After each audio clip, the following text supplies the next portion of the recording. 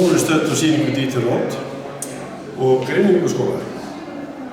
Það var þannig að þegar ég gekk ljósmyndaverkum eftir börnin í Grenivík og sá hvað þetta var fallegt og hvítt og tært, þá ákvað ég að skoða verkefni Dieter Roth, svona að finna út það sem væri svona barnslegt og uppátækið samt.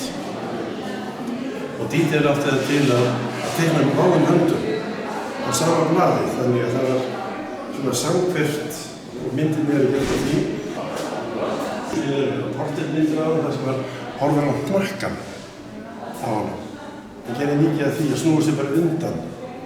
Að þessi gifsverkbatan, þau náttúrulega snúa allavega sögur snúa kannski bakliðin í þig og þá dettur mér í hug þetta verkefni til Dieter Roth þar sem þetta eru portrett sjálfsmyndir af honum, þá horfður hann inn í myndefni þannig að við sjáum hnakkan á honum og þekkjum þennan svip, algjörlega þessum að þekkjum hann.